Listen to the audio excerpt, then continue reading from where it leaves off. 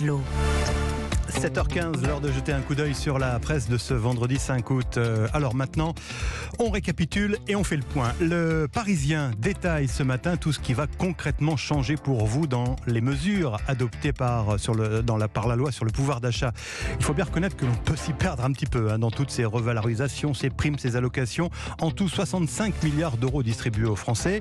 À chacun son coup de pouce, écrit le journal.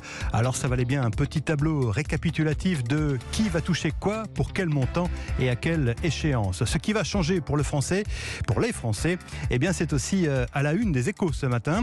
Le journal qui note que la facture totale aura été sensiblement alourdie par rapport à ce qui avait été prévu par le gouvernement, mais au final, l'objectif de déficit public de 5% sera maintenu par Bercy.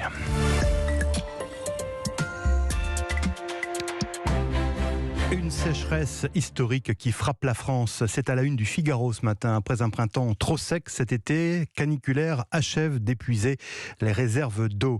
Les agriculteurs souffrent et les municipalités s'inquiètent de leur capacité à fournir de l'eau potable à la population. Et le journal de rappeler la situation de la Haute-Corse où la préfecture a prévenu: si nous continuons à ce rythme de consommation d'eau, compte tenu des évolutions météorologiques attendues, il n'y aura plus d'eau dans 25 jours. La préfecture qui lance donc un appel solennel à l'effort collectif et solidaire de la population, eh bien tout simplement pour qu'elle réduise sa consommation. Alors, combien de temps cela va-t-il durer au niveau national ? Une experte hydrologue s'interroge.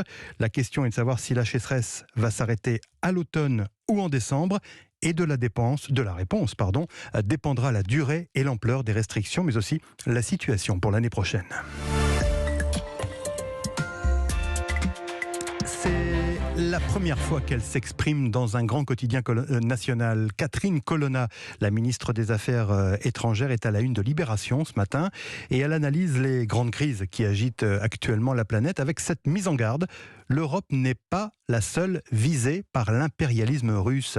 La Russie, estime la chef de la diplomatie française, mène une guerre globale et hybride qui ne vise pas que l'Ukraine, mais qui cherche à remettre en cause la stabilité dans le monde et l'ordre mondial. C'est la raison pour laquelle, affirme Catherine Colonna, que ce que nous défendons en aidant l'Ukraine, c'est aussi notre propre sécurité. Entretien à lire ce matin dans Libération.